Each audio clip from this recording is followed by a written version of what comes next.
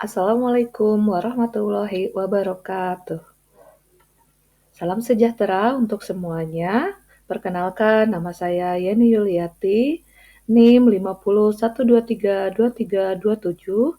mahasiswa semester 3, Magister Pendidikan Dasar Universitas Terbuka UPBJJ Bandung. Pada diskusi kali ini, untuk menjawab sesi 11 MPDR 5302 dengan topik pembelajaran dan asesmen dalam pendidikan dasar. Ada 3 pertanyaan. Yang pertama, dari 10 model pembelajaran terpadu, model mana yang paling relevan dengan kurikulum yang diterapkan di Indonesia saat ini? 10 model pembelajaran yang dimaksud yaitu fragmented, connected, nested, sequence, share, weaved, threaded, integrated, immersed, dan networked. Dari 10 pembelajaran di atas, yang relevan menurut saya yaitu integrated model atau model terintegrasi, terutama ketika dikombinasikan dengan model webbed atau model jaring laba-laba untuk di kelas rendah, kelas 1-3, dan model networked, relevan untuk kelas tinggi, kelas 4-6. Sehingga saya bisa menyimpulkan pada kurikulum Indonesia saat ini, model webbed, integrated, dan networked yang paling relevan karena fleksibelnya, kontekstual, serta sesuai dengan perkembangan belajar siswa SD, dan memberikan ruang otonomi, kebebasan bagi guru, serta mendukung pembelajaran tematik maupun pembelajaran dengan mata pembelajaran yang terpisah di kelas yang tinggi.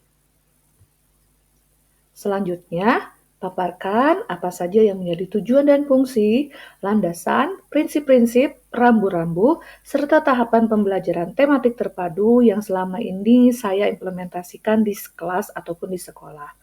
Adapun tujuan dan fungsinya yaitu yang pertama mengintegrasikan kompetensi dari beberapa mata pelajaran melalui tema sesuai dengan model WebIT. Hal ini berlaku untuk kelas 1-3.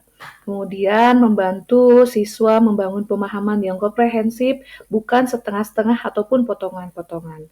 Kemudian mengembangkan sikap, keterampilan, kemudian pengetahuan secara keseluruhan. Memberikan pengalaman pembelajaran yang bermakna melalui kegiatan proyek, diskusi, ataupun observasi. Dan hal ini mirip dengan model integratif. Kemudian mewujudkan pembelajaran aktif di kelas, kolaboratif, serta kontekstual. Adapun landasannya yaitu secara filosofi, ada secara teori progresif, konstruktivisme, serta humanisme.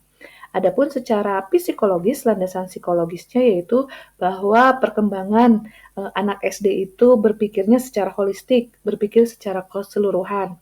Kemudian sesuai dengan teori belajarnya Piaget, Vygotsky, di mana ada zona perkembangan proksimal. Kemudian adanya landasan yuridis yaitu terdapatnya Undang-Undang Nomor 20 Tahun 2003 serta adanya Permendikbud yang mengatur pembelajaran yang berpusat pada murid atau disebut juga student center. Kita lanjutkan secara prinsip-prinsip bahwa tematik terpadu itu berpusat pada siswa, bersifat holistik, bermakna dan kontekstual, mendorong pengembangan keterampilan proses, menyatukan konsep antar mata pelajaran, serta fleksibel disesuaikan dengan kondisi kelas serta lingkungannya. Adapun rambu-rambu pada pelaksanaan tematik terpadu bahwa tema itu tidak wajib selalu untuk mengakomodir seluruh kompetensi dasar. Dan kemudian bahwa pembelajaran itu bisa dilakukan secara PAIKEM, aktif, interaktif, kemudian penilaian autentik itu bisa dilakukan secara portofolio, unjuk kerja, kemudian juga proyek, serta optimalisasi lingkungan sebagai sumber belajar. Jadi tidak hanya di kelas saja, bisa menggunakan dari lingkungan masyarakat, kemudian bisa menggunakan orang tua sebagai lingkungan belajar, lab, ataupun yang lainnya. Serta penggunaan metode yang bervariasi, seperti eksperimen, diskusi, observasi, ataupun model pembelajaran yang lainnya. Adapun tahapan pembelajaran tematik terpadu yaitu mulai dari perencanaan, pelaksanaan, serta penilaian.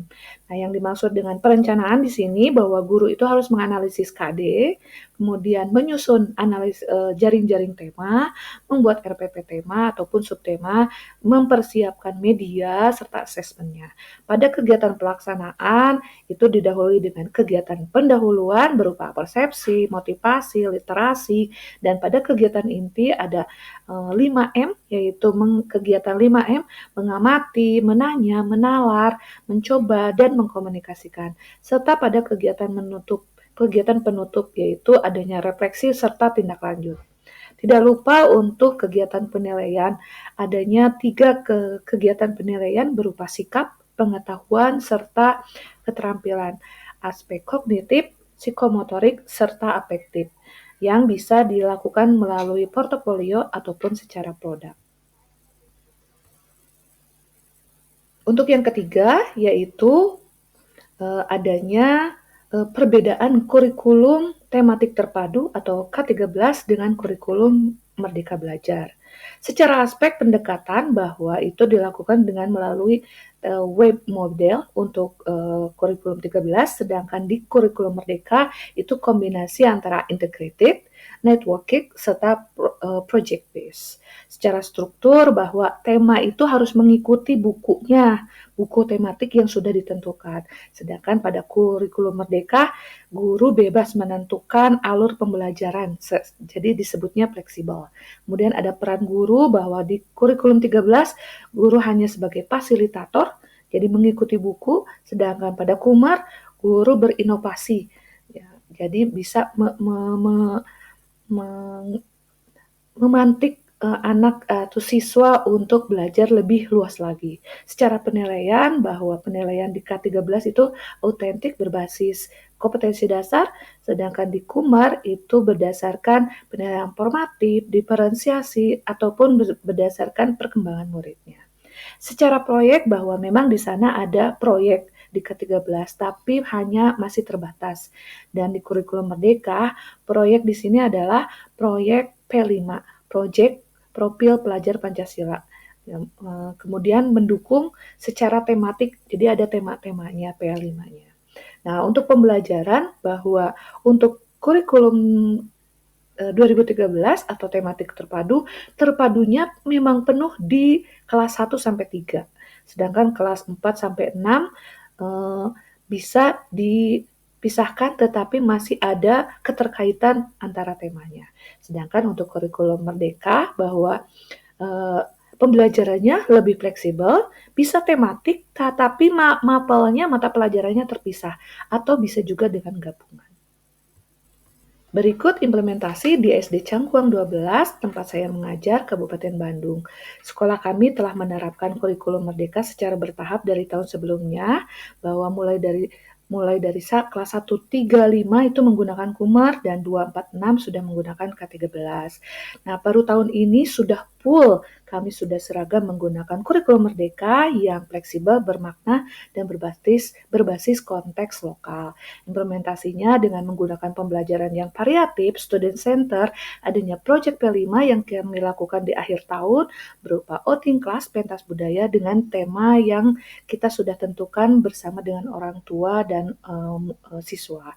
Kemudian adanya bantuan BOS, buku dari pemerintah, dan pembelajaran yang berpusat dengan menggunakan kegiatan mode pembelajaran diskusi, inquiry, project. Apa yang kami rasakan yaitu dengan Kumar, beban administrasi guru menjadi lebih ringan, pembelajaran siswa lebih kreatif, mengasah dan membangun siswa untuk lebih berpikir kritis serta kreatif.